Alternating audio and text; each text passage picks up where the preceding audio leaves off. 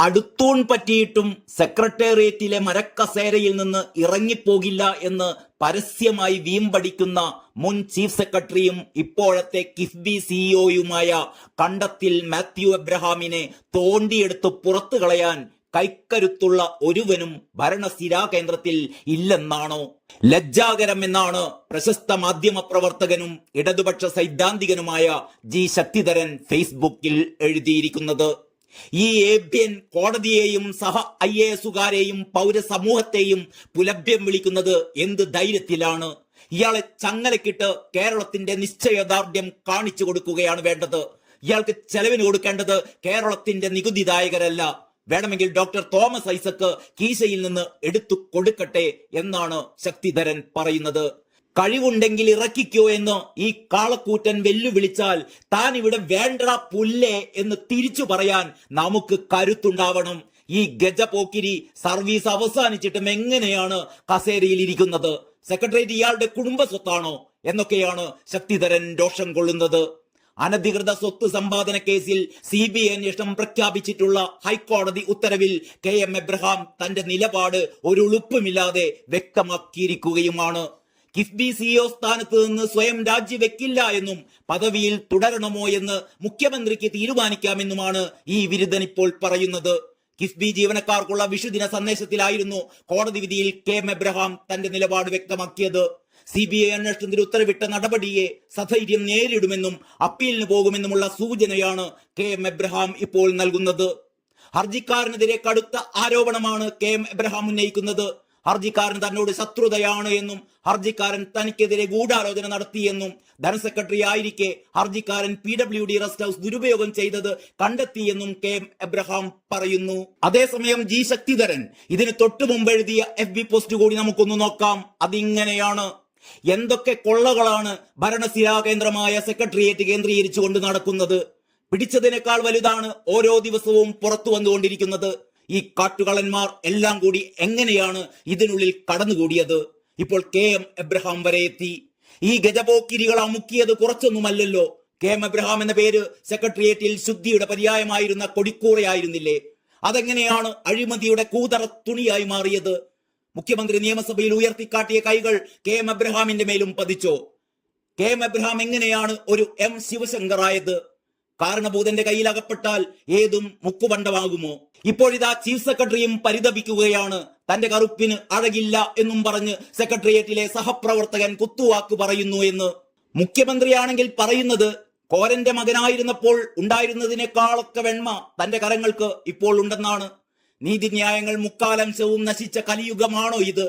മുണ്ടയിൽ കോരന്റെ 14ാമത് പുത്രനായ പിണറായി വിജയനും കാണിച്ചുകുളങ്ങര വെള്ളാപ്പള്ളിയിൽ കേശവൻ മുതലാളിയുടെ 12 മക്കളിൽ 7ാമനുമായ വെള്ളാപ്പള്ളിയും തമ്മിൽ ചേർത്തലയിൽ നടന്ന ചരിത്ര സമാഗമം വികാരോജ്വലമായിരുന്നുവല്ലോ. മതേതരത്വം വെള്ളാപ്പള്ളിയുടെ മുഖത്തിങ്ങനെ വിജൃംഭിക്കുന്നത് കണ്ട് പിണറായിയും കോൾമയിൽ കൊണ്ടുവത്രേ. വെള്ളാപ്പള്ളിയുടെ സ്വതസിദ്ധമായ ശൈലി ഉരുക്കഴിച്ചപ്പോൾ പിണറായിക്ക് അമൃത് സേവിച്ച പ്രതീതി, കലികാല വൈഭവം എന്നല്ലാതെ എന്തു പറയാൻ? ചേർത്തലയെ കേരളത്തിന്റെ തലസ്ഥാനമാക്കിയാലോ എന്നും മുഖ്യമന്ത്രി ചിന്തിച്ചിട്ടുണ്ടാകും. വെള്ളാപ്പള്ളി കെട്ടിപ്പുണർന്നപ്പോൾ മതനിരപേക്ഷത അവിടെ മുഴുവൻ പൂത്തുലഞ്ഞു. കലികാലത്തെ ഗുരുവിനെ ജനം താണു വണങ്ങി. സെക്രട്ടേറിയറ്റിലെ 3ാം ഊഴമാണ് കേശവൻ മുതലാളിയുടെ 7ാമത്തെ മകൻ മുണ്ടയിൽ കോരന്റെ 14ാമത്തെ മകനെ നെറുകയിൽ കൈവച്ച് ആശീർവദിച്ചത്. ഏത് കുരിശടിക്കും ചേരുന്ന പേരായിരുന്നല്ലോ KM എബ്രഹാം. എന്തൊരു ഹരിചന്ദ്രൻ, പരമസത്യവാൻ. അടുത്തോൺ പറ്റിയിട്ടും ക്യാബിനറ്റ് റാങ്ക് കൊടുത്തിരുത്താൻ പറ്റിയൊരു ചരക്ക്. നിയമത്തിൽ തെല്ലിട വിട്ടുവീഴ്ച കാട്ടാത്ത അവതാരം എന്ന സൽപ്പേര്. 2 മന്ത്രിസഭകളെയും കയ്യിൽ വെച്ച് അമ്മാനമാടിയ മിടുമിടുക്കൻ. ഈ മുഖ്യമന്ത്രിക്ക് എന്തിന്റെ കേടാ എന്നും പറഞ്ഞിട്ടാണ് ശക്തിധരൻ ആ പോസ്റ്റ് അവസാനിപ്പിച്ചത്. ശക്തിധരന്റെ ഏറ്റവും പുതിയ പോസ്റ്റിന് താഴെ കമന്റ് ബോക്സിൽ ചില രസകരമായ നിരീക്ഷണങ്ങൾ വന്നിട്ടുണ്ട്. അതിങ്ങനെയൊക്കെയാണ്. രാജീവൻ മട്ടന്നൂറിന്റെ കമന്റ് ഇങ്ങനെ: പക്ഷേ പിണറായി വിജയന്റെ തല പുള്ളിയുടെ കക്ഷത്തിലാണല്ലോ സാർ. സുനിൽകുമാർ PG പറയുന്നു: അയ്യോ അങ്ങനെ പറയല്ലേ, അനധികൃത സ്വത്ത് സമ്പാദിക്കാൻ എക്സ്പേർട്ടാണ്, മുഖ്യന് കമ്മീഷൻ കൃത്യമായി എത്തിച്ചു കൊടുക്കും, പ്യാവം എന്നാണ്. രാധാകൃഷ്ണൻ ശ്രീമന്ദിരം പറയുന്നത് വിജിലൻസ് ക്ലീൻ ചിറ്റ് നൽകിയ വ്യക്തിയാണ്. ഇദ്ദേഹത്തിനെതിരെ തുടർ നടപടി ഉണ്ടായതുപോലും ജോമോൻ പുത്തൻപുരയ്ക്കൽ കേസുമായി മുന്നോട്ട് പോയതുകൊണ്ടാണ്. പ്രതിപക്ഷം പോലും കേസ് ഇത്രയുമായപ്പോൾ മാത്രമാണ് ഉണർന്നത്. ഭരിക്കുന്നവർക്കും പ്രതിപക്ഷത്തുള്ളവർക്കും ഭരണകേന്ദ്രങ്ങളിലെ അഴിമതിയിൽ വലിയ താല്പര്യമില്ല എന്നതല്ലേ വാസ്തവം. മനോജ് എഴുതുന്നു, കൊള്ളസംഘത്തിൽ നിന്ന് ഒരാളെ ഒഴിവാക്കണമെങ്കിൽ ആ സംഘത്തെ വഞ്ചിക്കുകയോ അവർക്കൊപ്പം കൊള്ള നടത്താതിരിക്കുകയോ ചെയ്യണമെന്നാണ് കൊള്ളസംഘ നിയമം ഏത് എന്നാണ്. സെയ്തലവി പൂലക്കാട് എഴുതുന്നു, അതെങ്ങനെ സ്വയം പുറത്തു പോകാൻ ആർക്കാണ് താല്പര്യമുണ്ടാവുക എന്നാണ്. വിജി മാത്യു പറയുന്നു, UDF LDF കള്ളന്മാരുടെ സകല കണക്കും ഈ ഗജ ഫ്രോഡിന്റെ കൈവശമുണ്ട്. പച്ചയ്ക്ക് പറഞ്ഞാൽ ബ്ലാക്ക് മെയിലിംഗ്.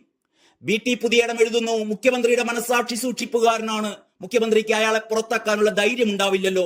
പറഞ്ഞുകൊടുത്തെല്ലാം ചെയ്യിച്ചതും ചെയ്തതുമെല്ലാം ഇയാളുടെ കൂടി അഭിപ്രായത്തിലും അറിവിലുമായിരിക്കില്ലേ എന്നാണ്.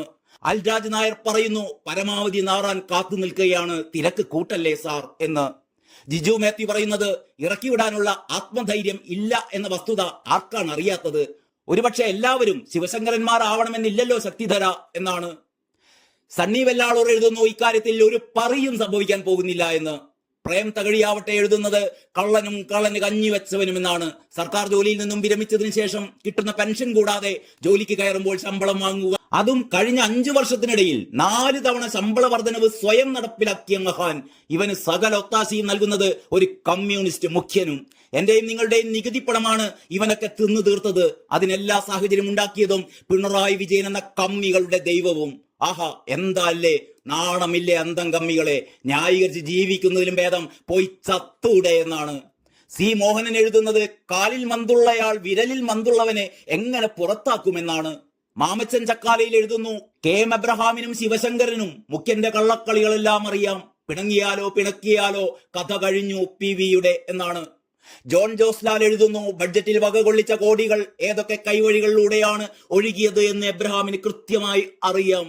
തോമസ് ഐസക്കും പിണറായി വിജയനും കൊടുത്ത വരങ്ങൾ കയ്യിലുള്ളപ്പോൾ ഈ ഭസ്മാസുരൻ പൊതുസമൂഹത്തെ എന്തിന് ഭയക്കണമെന്നാണ്.